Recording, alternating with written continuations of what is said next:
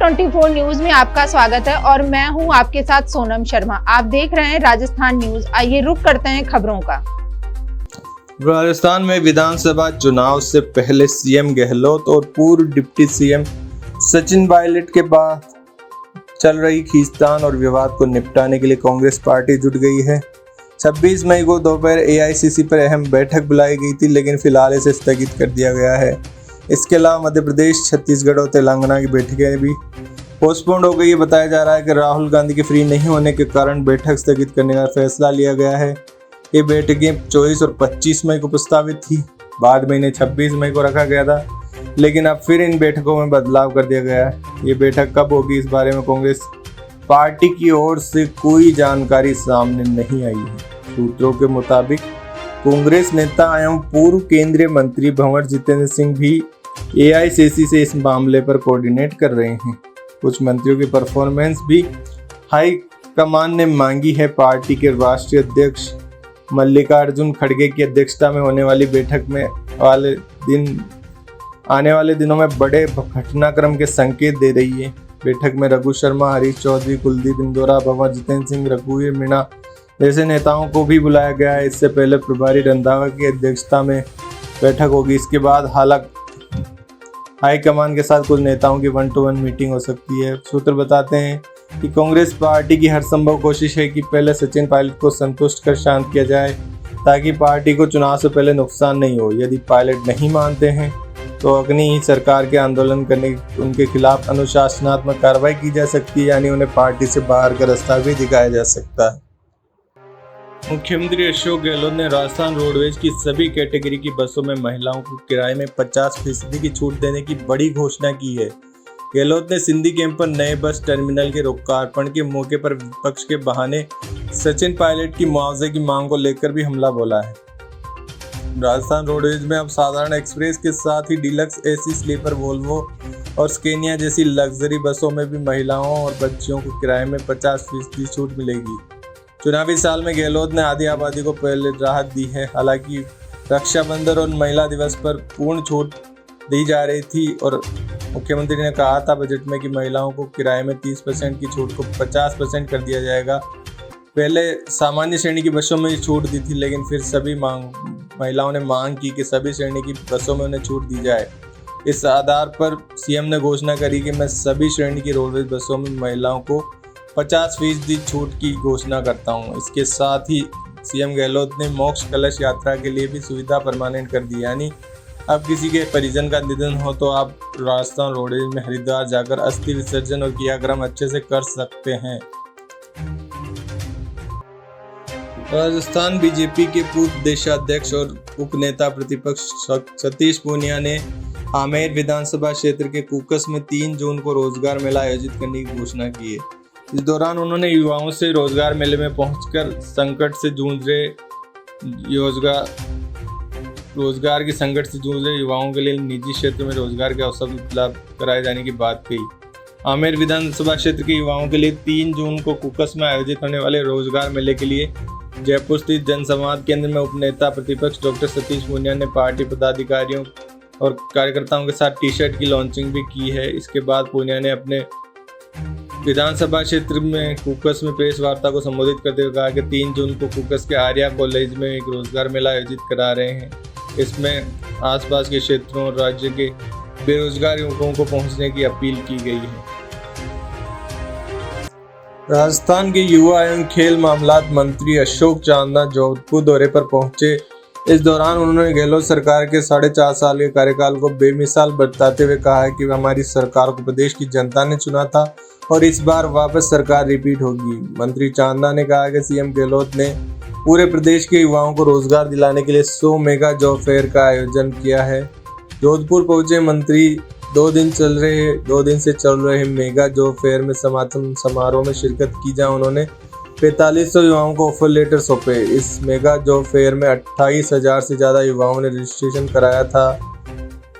सचिन पायलट के 15 दिन के अल्टीमेटम देने के मुद्दे पर अशोक चांदना ने कहा कि कांग्रेस पार्टी के आला कमान और सीनियर नेताओं की उन पर नजर है। उन्होंने कहा कि पायलट से संबंधित जो भी फैसला लेना है वह सीनियर नेता और हाईकमान ही लेंगे। हमारे प्रदेश प्रभारी रंधावा पार्टी के मंत्री और विधायकों को चुनावी साल में टीका टिप्पणी करने से मना कर दिया है।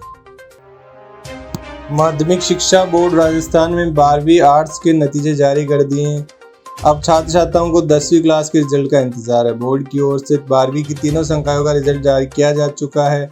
इसके बाद अब छात्र छात्राओं की निगाह 10वीं के रिजल्ट पर है, जिसे छात्र छात्रा थोड़े ही दिन बाद बोर्ड की आधिकारिक वेबसाइट पर चेक कर पाएंगे। इस साल राजस्थान बोर्ड में 10वीं की परीक्षा 16 मार्च से 11 अप्रैल के मध्य आयोजित की गई थी।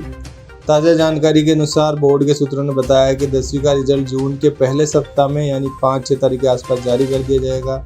इस साल 10वीं की बोर्ड परीक्षा में 10,68,383 छात्र छात्राओं ने पंजीकरण किया था।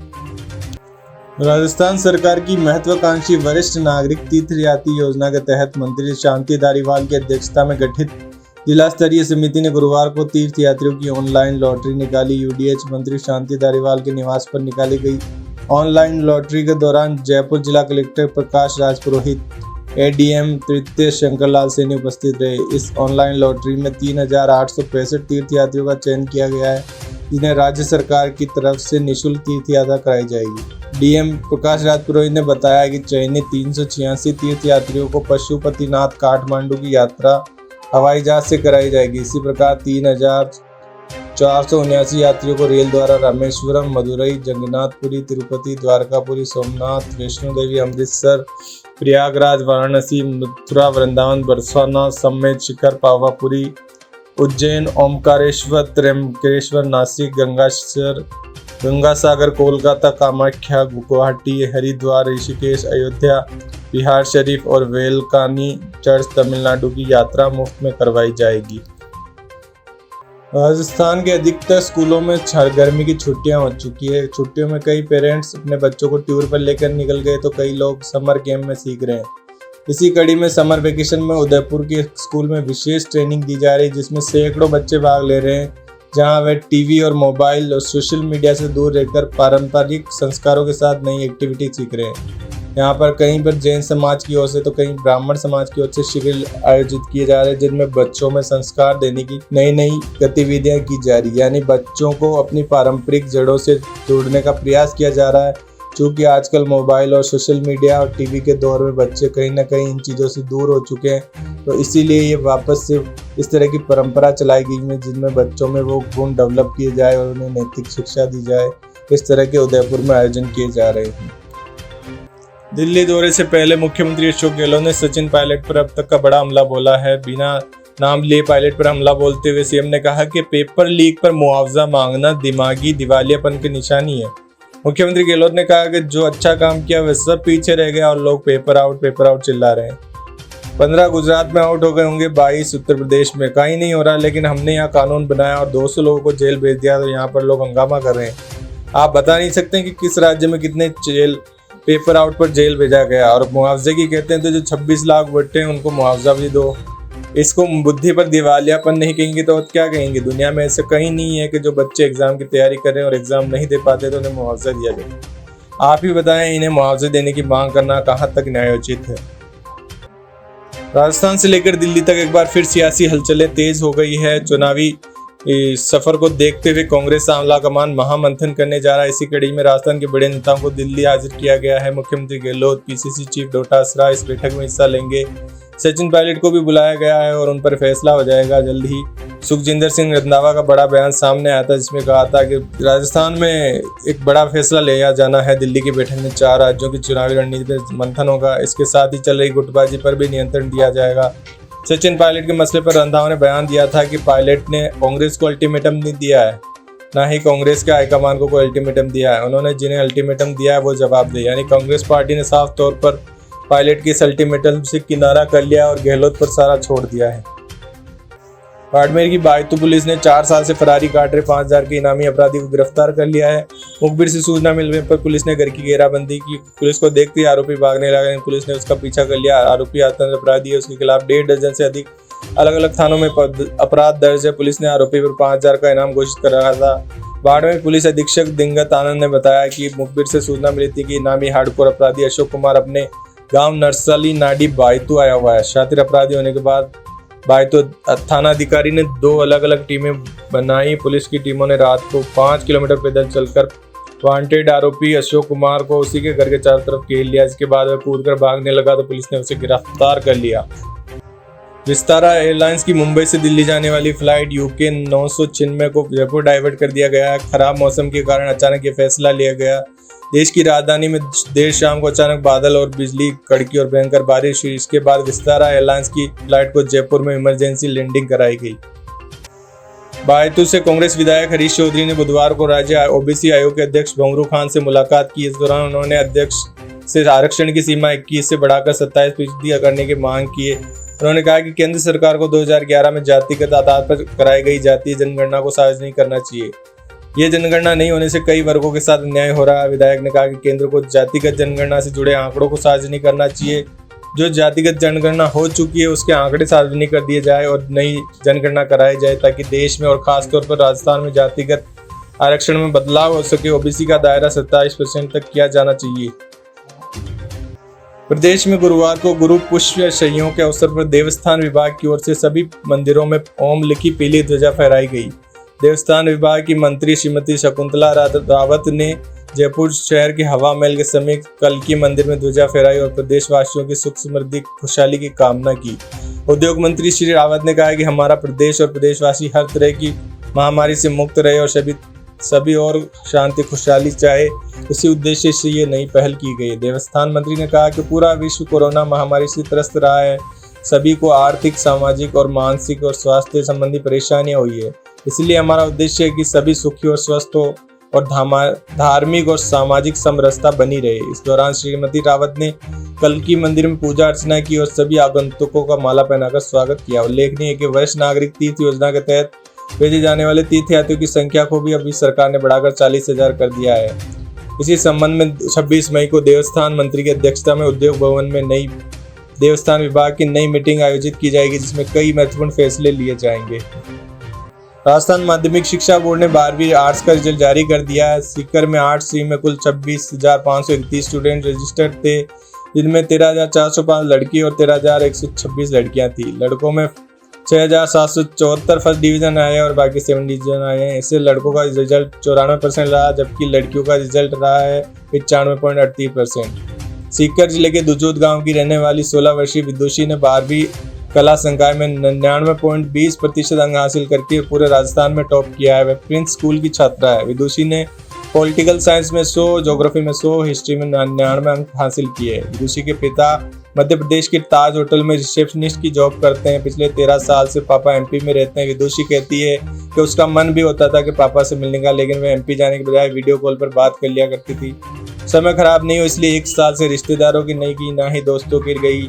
टीवी पैक करके रख दिया, मोबाइल रखती नहीं थी। इतनी डेडिकेशन के बाद ही उसे ये रिजल्ट देखने को मिला है। जयपुर नगर निगम ग्रेटर की साधारण सभा की बैठक में आज अंत में हंगामे के चलते स्थगित हो गई, जिसके चलते विभिन्न जोन और वार्डों के विकास कार्य की बजट राशि में वृद्धि के प्रस्ताव पर चर्चा पूरी नहीं हो सकी। ये बोर्ड का अंतिम प्रस्ताव था। इस प्रस्ताव पर चर्चा के दौरान बीजेपी और कांग्रेस पार्षद आपस में उलझ गए। हंगामा बढ़ने पर मेयर सौम्या गुर्जर ने साधारण सभा की बैठक को स्थगित कर दिया। अब वही बैठक 27 जून को होगी। आज की बैठक में 15 प्रस्तावों की चर्चा के बाद ये पास किया गया। 2 प्रस्तावों को बोर्ड ने खारिज कर दिया है। दोनों प्रस्ताव साल 2015-16 में निगम द्वारा करवाए गए कार्यों के बकाया भुगतान से जुड़े थे। ऐसे में पार्षदों ने मोदी मोदी के नारे लगाकर हंगामा खड़ा कर दिया। राजस्थान लोक सेवा आयोग RPSC की ओर से आयोजित वरिष्ठ शिक्षक भर्ती के पेपर लीक मामले में अब ED की एंट्री हो गई। जी हां, प्रवर्तन निदेशालय ने पेपर लीक मामले के आरोपी बाबूलाल कटारा, मास्टरमाइंड शेर सिंह मीणा और भूपेंद्र से पूछताछ करी। इसके अलावा इसी केस में आरोपी राजीव उपाध्याय, राम गोपाल मीणा, सुरेश बिश्नोई और गौतम कटारा, विजय डामोर के बयान भी दर्ज किए हैं। गौरतलब है कि हाल ही में राज्यसभा सांसद डॉक्टर किरोड़ी लाल मीणा ने पेपर लीक की ED को शिकायत करी थी। इसी की वजह से ED की एंट्री हुई और RPSC के खिलाफ मनी लॉन्ड्रिंग का केस दर्ज किया गया है। आयोग सचिव और चेयरमैन को भी ED ने नोटिस जारी कर दिए हैं। जयपुर में गुरुवार देर रात तूफानी बारिश का दौर शुरू हो गया। तेज हवाओं के साथ झमाझम बारिश होने लगी। शाम होते मौसम बदल गया और गरज बरस चमक के साथ पानी गिरने लगा। उधर शाम को जैसलमेर में बारिश के साथ ओले भी गिरे, तेज आंधी चली। राजस्थान का मौसम अचानक कुल्लू मनाली और माउंट आबू जैसा हो गया है। लोगों को गर्मी से राहत मिल रही है। बारिश ने 10 साल का रिकॉर्ड तोड़ दिया है। कहा जा रहा है कि 25 मई से लेकर नौतपा शुरू होने वाला था, लेकिन बारिश ने सारा नौतपा धो दिया है। 10 साल में ऐसा पहली बार हुआ है जब 42 डिग्री से ऊपर नहीं गया मई में। भारी बारिश के चलते जयपुर में दर्जनों पेड़ गिर गए हैं, कुछ मवेशियों की मौत हो गई, कहीं पर आकाशीय बिजली गिरी है। फिलहाल एसडीआरएफ की टीम आपदा संबंधी सूचना आने पर एक्शन के लिए तैयार है। केंद्र की मोदी सरकार के 9 साल पर भाजपा ने राजस्थान में मजबूत एक्शन प्लान तैयार कर लिया। इसके तहत प्रमुख नेताओं को हर लोकसभा क्षेत्र में प्रवास के निर्देश दिए गए, जिसे लेकर भाजपा द्वारा लोकसभा और विधानसभा दोनों में राजनीतिक लाभ लेने की कवायद की जा रही है। इस दौरान भाजपा अपने प्रमुख नेताओं को भेजकर केंद्र की जन कल्याणकारी योजनाओं का प्रचार प्रसार करेगी और ये भी बताएगी कि राज्य सरकार कहां पर विफल रही है। इस दौरान बुद्धिजीवी वर्ग से संवाद किया जाएगा, लोगों की तकलीफों को सुना जाएगा। इसी कड़ी में अलग अलग नेताओं को अलग अलग क्षेत्र की कमान सौंप दी गई है। भाजपा का लक्ष्य है कि किसी भी करके मोदी साहब के चेहरे को सामने रखते हुए गहलोत को कड़ी टक्कर दी जाए। राजस्थान के मुख्यमंत्री अशोक गहलोत ने बृहस्पतिवार को कहा कि जयपुर बम विस्फोट के दोषियों को कड़ी से कड़ी सजा दिलाने का प्रयास कर रहे हैं हम। उन्होंने कहा कि हमने उच्चतम न्यायालय में भारत सरकार के अटॉर्नी जनरल को अपना वकील नियुक्त किया है। आगामी विधानसभा चुनाव में भाजपा इस मुद्दे को लेकर कांग्रेस को घेर सकती है, इसी वजह से जादूगर साहब ने यह फैसला लिया है। उन्होंने कहा कि हमने अटॉर्नी जनरल को भेजा है, मैं समझता हूं कि वो कड़ी से कड़ी सजा दिलाने में सफल रहेंगे। राजस्थान उच्च न्यायालय में इन आरोपियों को 4 आरोपी मोहम्मद सरवर आर्मी, सैफ, सलमान और सैफुर रहमान को बरी कर दिया, जिन्हें विशेष अदालत ने 2019 में फांसी की सजा सुनाई थी। इसी को लेकर बीजेपी कांग्रेस को घेर रही है। राजस्थान में इस वर्ष के अंत तक प्रस्तावित विधानसभा चुनाव के मद्देनजर भारतीय निर्वाचन आयोग ने मतदाता सूची के पुनरीक्षण के निर्देश दिए हैं, यानी आप घर घर जाकर बीएलओ मतदाता सूची में नाम हटाने, जोड़ने और संशोधन का कार्य करेंगे। ये 25 में से 23 जून तक होगा। इसमें घर घर में जाकर सर्वे करेंगे और सभी पात्र व्यक्तियों का नाम जोड़ा जाएगा। जिनकी मृत्यु हो चुकी है या जो जा चुके हैं उनका नाम हटाया जाएगा, संशोधित किया जाएगा।